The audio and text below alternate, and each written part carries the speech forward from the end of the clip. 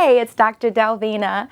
It's time for another episode of Therapy Thursday. Are you ready to take the couch? I have a very important guest tonight. You know, all of my guests are special. This lady who's coming up is fabulous, and we love her in the community for what she does for all of us, but for children and teens as well. It's very rare for psychiatrists to treat children and teens, and Dr. Juandalyn Peters, she wrote this book, I Am an Overcomer. It's a depression workbook for children and teens. She's a board-certified child and adolescent and adult psychiatrist. She's taken the couch with me, and we're having a discussion about suicides. Are you ready to take the couch?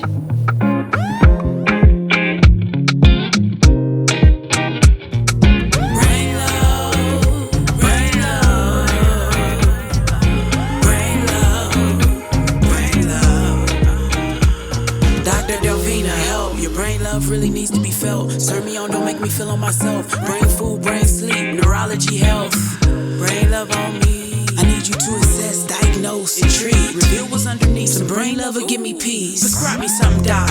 Ooh, baby. Brain love on me. Brain love. Yes. Brain love. Yes. Brain love. Oh my God, Dr. Peters, I am so excited to have you on my couch. Thank you for joining me today. Thank you so much. It's a pleasure to be here. And, you know, we're both smiling, but we are about to discuss something very challenging and a thing that makes a lot of people uncomfortable. Adults, children, and teens, everyone gets uncomfortable when we talk about mental illness. I'm not going to say mental health, because mental health is how do we fortify or how do we enhance and live better and feel better. We're talking mental illness today, and we'll talk about mental health, but mental illness is first. And in particular, this book, I Am an Overcomer. Congratulations on writing this. Thank you very much. Tell us about these 7 practical steps for teens to overcome depression. Wait, before we do that, I know you, my audience doesn't know you. Give them a brief overview of who is Dr. Juandalyn Peters. Okay. Well, Dr. Juandalyn Peters, a former nurse. I was a nurse for 5 years, then went on to medical school. I never knew that, that you were a nurse first. Yep, I did 5 years of nursing. 4 of that was psychiatric nursing. And I felt like I really needed to do more. Plus, I realized nurses work real hard, and if I'm going to work that hard, I might as well go to medical school. Oh. Anyway, so I did that for 5 years, and then went on to do medical school at University of Miami, and I did adult psychiatry training at Duke in North Carolina, and then came back to Miami where I knew I wanted to live to do the child psychiatry training at University of Miami, and been in solo private practice ever since. That was 2004. Okay, I graduated. All right. So 2004. She has graduated, and you've been in private practice now for 2 decades. Yes. Oh my Lord, that sounds old, but yes. Yeah. Congrats. Thank you. You know, it can take a lot to run a business and to maintain self-employment. So, you know, big ups to you in doing that. And to you as well. You know very much what it involves. Yeah. And you are treating, most of your practice are children and teens and young adults. Exactly. My favorite age group is adolescents and college-age kids, because they're the ones who need the most help. But I see adults as well. But working with children is just such a more hopeful thing. I love when they come back or they send me an email. Look, Dr. Peters, I graduated. Look, Dr. Peters, I got straight A's. Look, Dr. Peters, this is what I do now for a living. So I feel really good treating young people. There's so much hope. Yeah. So how does a young person, and this question is probably more for the parents, how does a young person get into a space or a place where they need to see someone like you or me on a regular basis? How does that happen? And we know it's multifactorial, but just want to hear from the top of your brain what comes to mind for you when you're asked that question. How did I get here with my child? I think, yeah, a variety of factors for sure, but I think one of the biggest issues with kids today, it's a lot more complicated than we had it for sure, involves, you know, the social environment. For minorities, there are more issues, social determinants of health, like if you live in poverty or if you've been through physical or sexual abuse, exposed to domestic violence, all of those things, and racial discrimination, all of those things make things worse. But I think one of the biggest issues is that we, particularly in the minority community, have an issue with conflict, right? Like one of the biggest things that's contributing to suicide in minority communities is that kids are not knowing how to deal with conflict. So when they have an argument with their parents, they're displeased about something that they did, they internalize that as, you know, everybody dislikes me or is against me and don't know how to handle it. It can be parents, it can be a significant other, a boyfriend or girlfriend, which we think of as puppy love, but it's serious to them, can be enough for them to decide my life is not worth living. And then one of the biggest factors as well is sleep, and I'm sure we'll get into that a bit more, that young people by and large are very, very much sleep deprived, and sleep deprivation contributes to depression significantly. Okay, thank you for those responses. You mentioned social media, you mentioned conflict resolution. Who are they to learn how to resolve a conflict from? That's a good question, because a lot of times I think, you know, the larger community, we're not exactly teaching them sometimes. Like if you look at the media, what goes on in politics and so forth, they're learning that somebody gets on your nerves, you dominate them, you destroy them, you become violent with them, right? Yeah. So hopefully they're starting to learn it in schools, but also from parents. But honestly, it's not being taught enough, and so the kids are suffering from it. Very, very simple principles that they can be taught in school and at home. I think people take it for granted that they're going to figure it out, and it doesn't work that way. Yeah, and oftentimes from what I see, and you know this, being a child and adolescent psychiatrist, board certified yourself in both child and adult, that a lot of parents struggle themselves with communicating effectively, and they struggle too with conflict resolution. So if the parent doesn't know how to manage these things, how can they teach it to the child? Exactly. And I think the parents are only giving what they have to, and so that's the problem. So I guess we have a societal issue with learning, you know, teaching and learning conflict resolution, and how do we say plainly that we're not happy with something without it becoming aggressive or a put down. And so that's what the kids are struggling with. So many kids have told me that, you know, parents have told them that they wish they weren't born and so forth. I don't think they mean that, but in a moment of anger, they will say things like that, and that is something that a child takes to heart. Oh, absolutely, yeah. You know, just the other day, one of the therapists was telling me with her parent that the mother calls the little girl, she's 13 or 14, thought. T-H-O-T, you know what that is? That's equivalent to calling your child a whore. So, you know, words have power. And oftentimes what I find is that these children who struggle with their mood to become who go inside of themselves and they stop talking, they stop sharing, it's a result of what is happening in the home or what's not happening in the home. And I tell parents often, you have to take full responsibility for the things that are happening with your child and what you're seeing, because children react to their environment. And I think a lot of times, a lot of these parents don't want to be responsible for the situation they've created, whether it's overindulging the child, spoiling the child, not holding the line, not setting boundaries, not enforcing rules. That's true. When you think all of the rules are negotiable at home, then you definitely expect that to happen at school and with law enforcement, and it doesn't work that way. It does not, no. So I know because I've read the book, but what was the motivation behind writing this book? As you mentioned, it's been like 20 years. And so after 20 years, I'm tired of recognizing that so many kids are just not even going to get the help. They will start off with treatment, and then they'll end up dropping out of treatment, particularly in the minority community.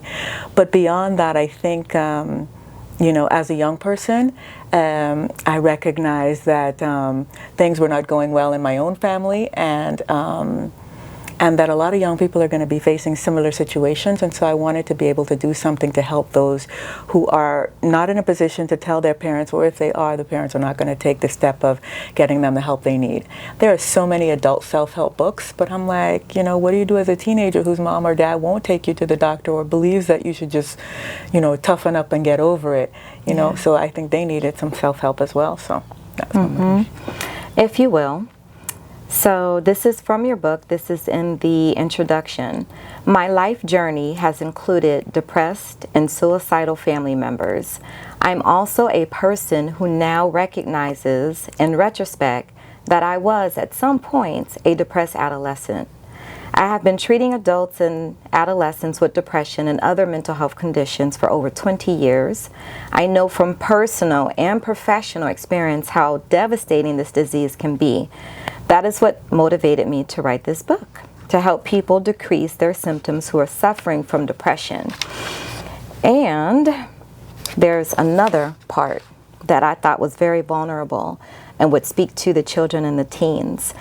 And I'm sure a lot of black women who look back at their adolescent lives could probably identify with these things that you describe. As a teenager, both of my parents were suffering from untreated depression, as was my older sister. I remember one particular time in the family that happened when I was 14 years old. It was my father's 50th birthday, and my mother and sister had gotten into an argument that ended with my sister being physically beaten by my mother while my father and I watched helplessly. You have to get the book to read the rest of this situation to see how things turned out for Dr. Peters. But I just wanted to say that I appreciate you sharing your own personal experience. I'm sure that was just one of many. Exactly, exactly. But in the end, I'm grateful for all of it because it made me who I am. I think if I had not gone through the experiences that I did in my family, I might not even have been interested in becoming a psychiatrist. Yeah, yeah. But I understood that this is happening all across the country, and now I can do something about it. Yeah, I thought I figured out as an adult or as a nurse actually that I wanted to be a psychiatrist, but I came across a yearbook from when I was 14 years old. They put an entire essay that had been written that won some competition, and in there I gave the complete description of a child psychiatrist without using the words child psychiatrist because I didn't know what a child psychiatrist was. I'd never heard of one. So it means that at that age I started to recognize that, you know, young people of our age needed some help. Look at God. Exactly. Yeah. I just want to remind everyone out there, when it seems like you're going through a storm and God left you at times, and actually not at times, each and every time, it is, I call it the great setup. It is His great setup for you and you and you.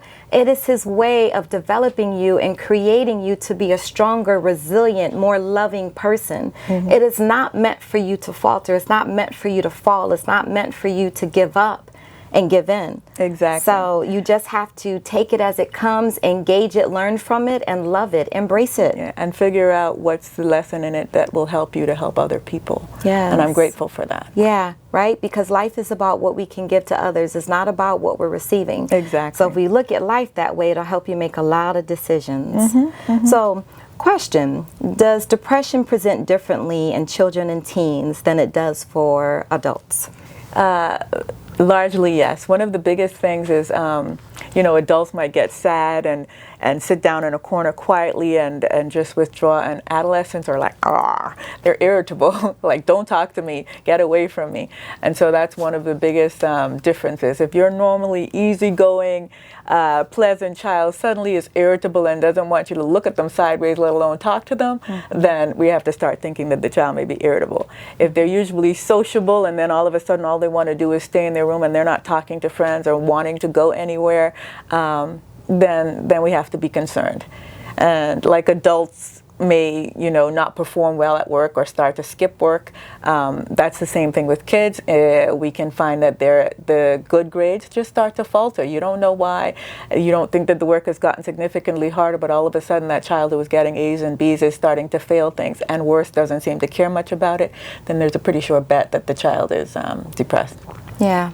You know, parents ask oftentimes, what can I do so that maybe the oldest child is suffering or has exhibited signs and symptoms of some sort of mental disorder like depression. And they want to know, well, how do I keep, you know, my next youngest or my youngest son or daughter from developing or having the same situation? Now, we both know that sometimes things are genetics. Sometimes it has a lot to do with that, but other times it might be environment and what's happening in the home. So what are some recommendations you would give to parents who ask, and not even necessarily because they have another child who's suffering, but a parent who asks, what can I do to reduce the chance or the likelihood that my child could or might develop depression, you know, and trying to control the situation as much as we can anyhow? I think if I would say one single greatest thing you can do is make sure you keep the lines of communication open. Parents are often not finding out their kids are struggling until way too late, like, you know, months or years down the line. But if you can keep the channels of communication open by, for one thing, asking open-ended questions, that will help a lot. Very often parents talk at kids or to them, not with them. At least that's how the kids perceive it.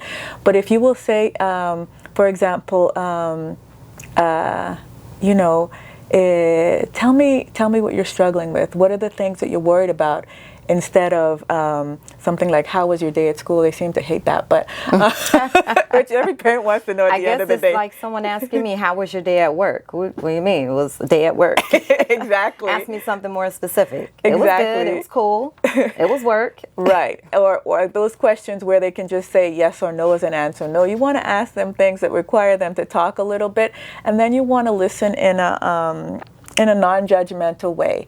If they feel like you're judging them or that you're going to condemn them or punish them for something that they've done or that they're thinking, then that's the fastest way to shut down communication. Okay, that adult is not safe to talk to. And unfortunately, a lot of kids don't have another adult, a godmother, grandmother, aunt, or somebody that they can talk to. So what happens is they end up talking to somebody their own age who knows as much as they do or less. Yeah. And so you want to be the one who gets to make a difference in this child's life by being the one that's safe for them to go to no matter how they messed up. If they can understand that, I think that the chances of things evolving into true depression are much less likely, because you can intervene early on if they tell you early on. Like, look, Mom and Dad, I heard you all arguing last night, and is it because of me? I feel like we're costing too much or anything like that. If they are safe to tell you, then you can intervene. Like, kids should never really hear parents arguing. They know that there's conflict and that's realistic, but get out of the house. Yeah. Go take a drive and have that argument where they can't hear you. Because I don't know about you, but when I was a child, a closed door means come up and listen because something juicy is happening in there. I'm just being for real.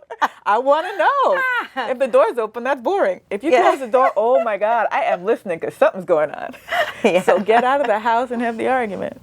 Can certainly identify with that. You know, and I would add on to that just making parenthood more of a collaboration with your child, because at a certain point, kids become a little bit more mature and they want to understand the decisions that we make on their behalf. So I'm not saying every time you have to explain it to them. Back in the day, my mom would say, because I said no, that's why, or because I said so. And I learned to accept that, and I accepted it, and it was good enough for me. But I realized children are different now. I was raised differently. Discipline was a huge part of the household. And yeah, I like the communication and the collaboration, and as you said, not speaking at them. Exactly. Discipline is definitely important, and my parents believed in it too, especially my mom. We wish she would say, wait till your father came home. But anyway, yeah, that wasn't going to happen. But she asked me, I was just like, not disobedient, but curious. And so every time I was asked to do something, the question was why? And then one day, not in anger, just to explain stuff, she sat me down. She says, I know you're curious and you want to understand everything. But when I ask you to do something, I need you to do it right away and trust that later on we can sit down and have a conversation about the rationale behind it. Because one of these days it could be a car coming at you that you didn't see, or something about to fall on your head, and that second that you take to ask me why, you could be dead. And so I understood that. And then I became obedient and then asked later on. But see, the kid has to know, though, that there will be a later on to have that discussion, and things can go so much more smoothly that way. Yeah, I like it, the communication. So 1 in 10 youth between ages of 12 and 17 experience depression that severely impairs function. We are going to talk about what kids and teens can do to empower themselves and to try to lessen the likelihood that they'll fall into the space, but also if they find as they're listening to this that they have been encountering these types of challenges, you're going to give them a couple of, you know, advisements or some recommendations on what they can do. How was the book set up to help the children? How was this formatted? It's formatted generally with a small little story about something that I may have gone through, or that I can that shows them that I can relate to them. But then guidelines about how to fix things. And then beyond them, I think one of the most important parts is questions to prompt them to figure out how this applies to their life and what they can do about it. And part of that is for individuals to answer questions, but I also wanted it to be something that youth groups, for example, can use in having a group discussion, because there's power in the group, particularly with teenagers. And so I'm hoping that in different formats, whether it's school or youth groups or sports teams, whatever, that they can have those discussions in a meaningful way that helps, kids improve in a safe environment. Okay. So you have 7 practical steps. I suppose chapter 1 is the first step, which is acknowledging what you feel. Yes. I think a lot of times, particularly for our boys, whether it's explicitly or implicitly giving them the message that it's not okay for them to feel fear or to demonstrate sadness or any kind of vulnerability. And so I think that was something that needed to be said. You don't always have to be the happy one on top of the world. If you're sad, it's okay to acknowledge that. If you're scared, if you're worried, whatever it is, I want you to be able to acknowledge that that's what you feel, because that's the first step. There's no accident why in AA meetings people say, okay, my name is so-and-so and I'm an alcoholic. Like, if you can't name the problem, how can we get to fixing it? So that's the point. At least acknowledge what you feel. And somewhere in your book, you mention that none of us are going to be happy 100% of the time. This applies to adults too. I think a lot of adults are walking around and they're believing what they see on social media, which is this person portraying that everything is a trip every day. Everything is a dinner, a night out every day. Everything is a lovely dress and heels every day. People show you what they want you to see. Social media is not meant for us to basically journal every minute of our life. Social media is meant to be a good time. It's helped to make people happy, and also to stay in touch with folks. But what happens is some people see it and it makes them sad. It disappoints them. I think that social media is like the best 3% or 5% of somebody's life. It doesn't represent the whole life, right? And so the kids that we know from the research who really get affected by it in negative ways, those are the kids who are scrolling, right? So if you are a kid who's using it to support others and get support for yourself, who's actually participating by making comments, etc., there's less of a risk to you with your mental health. But if you are the one who's just there silently seeing what everybody else is doing in your life, in their lives, and thinking you don't have a life, then you are a child who's likely to become depressed with the social media use. So it kind of depends on how you use it.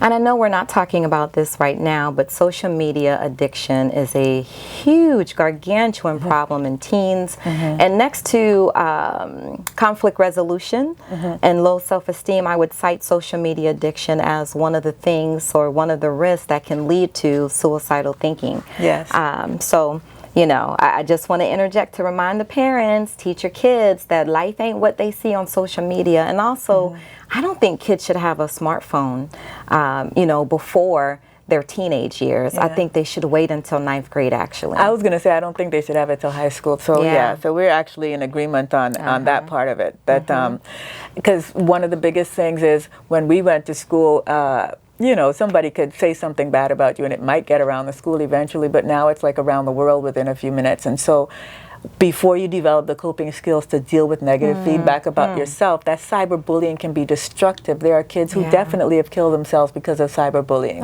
Like I've dealt with young girls who sent a picture, nude or semi-nude picture to a boyfriend, and then they broke up or they didn't do something the boyfriend wanted them to do, and then it gets spread. Like in one school, it got airdropped to the entire school, pretty much. And so then it's like, how do I get away from it? And that can result in suicidal thinking because it's just overwhelmingly embarrassing. So And quick interjection, do not do that. That is considered child porn. You can get in trouble for that, for sharing a picture that someone gave to you of a teenager or a child. Someone under the age of 18 can lead to some big problems. So folks need to not engage in those types of behaviors and tactics. Legally, right. Yeah. But even for the child who's sending it to somebody that they know, sending pornography across the internet is a federal crime. That's what I'm talking. I'm talking about that person, yes. So really quickly, as we get to the solutions here, because we like to identify problems on the Brain Love podcast, but we also want to give you the solutions. We don't want to leave you without the solutions. So we're acknowledging what we feel. We're visualizing being happy. Chapter 2 is visualize the happy you. Exercise your way to happiness. Sleep helps you shine. Get social, but for real. Refuse to give up. Getting more help. Those are the 7 ways or the 7 chapters that are the practical steps in overcoming depression, and they make a lot of sense to me. Exactly. So without going through each chapter, we mentioned already, first, number 1, acknowledge the problem. What are you adding to that? In terms of acknowledging the problem, I think what I want kids to do is understand that whatever you feel, it's actually okay. You're not, sometimes it feels like you're the only one, but you're never the only one to have been feeling whatever it is that you're feeling. It's okay to be sad and whatever else it is, scared, vulnerable. I want you to do it, and it's okay.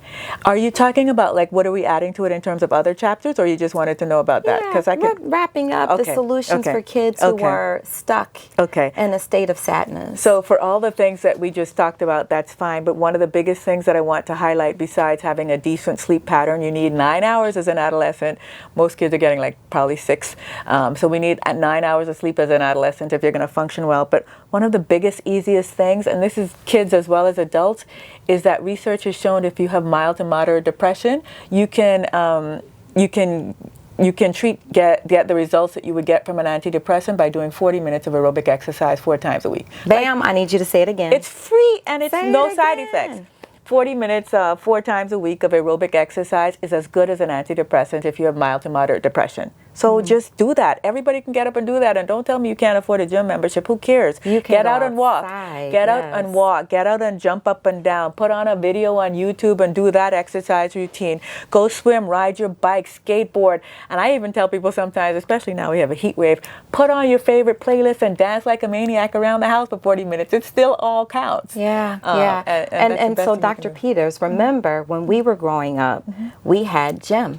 That's true. We went to gym. It depended on the semester. Sometimes I was in gym every day. That was the class. But other times it was 3 days a week. And you did something. You played kickball, softball, volleyball, basketball, running, track, whatever it was. So I wonder if schools removing gym or phys ed from the schedule, if that's contributing to some of this over social media use because they're trying to fill in idle time, contributing to some of the low moods because we're not necessarily helping them to enhance their natural endorphins by keeping them active. Right. You know, they spend so much time in school. I know people say it's not the school's responsibility, but I beg to differ. And it is in some aspects. I think it's huge. American Pediatric Association puts it in a way that I really love. Put down screen time and get green time. Oh, yeah. You know, so what are you doing instead of the screen time? That's when you should be out in nature doing something, bike riding, running around, doing something.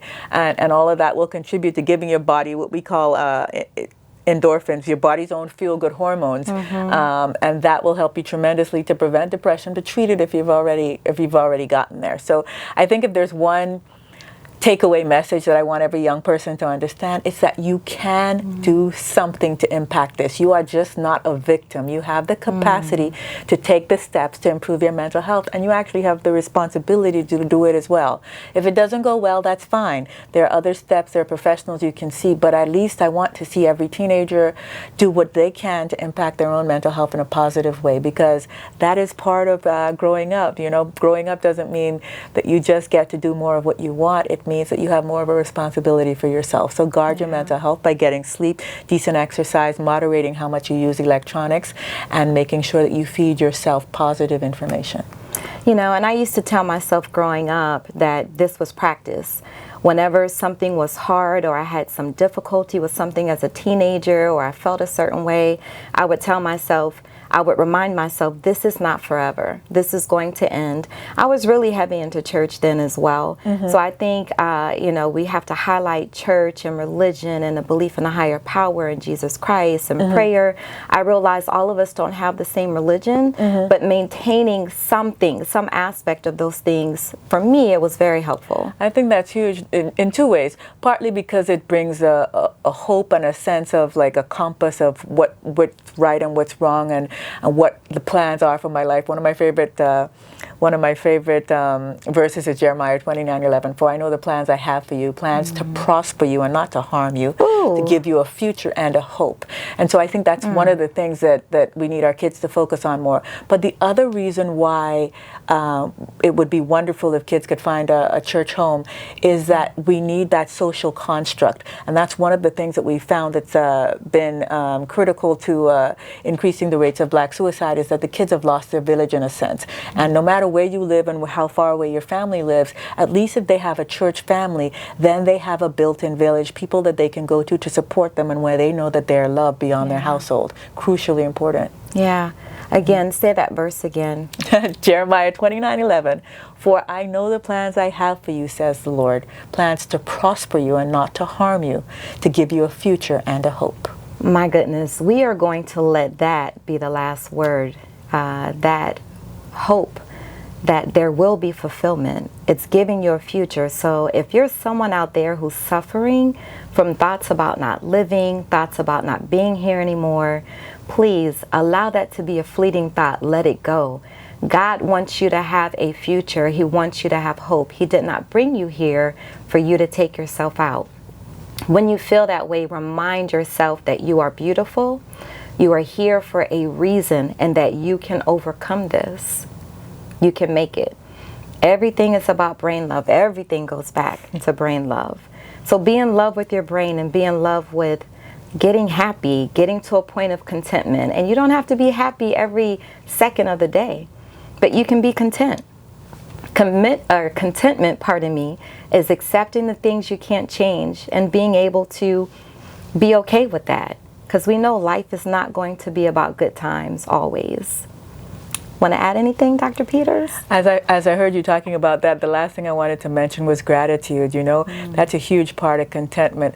There may be 101 things wrong in your life, at least in your mind, but there is always, always, always something that we can be grateful for. And if we focus on that, that in and of itself is proven to elevate your mood. So figure out what you can do to be thankful for, at least 5 different things every day, and you will find your mood lifting. All righty. Okay, let's say brain love. Brain love. Brain love. For more brain love on the couch with board-certified psychiatrist Dr. Delvena, make sure you follow on Instagram at Dr. Delvena and at DRT Brain Love. Also, make sure you tune into the Brain Love podcast, airing each and every Sunday at 8 p.m. with a new episode on all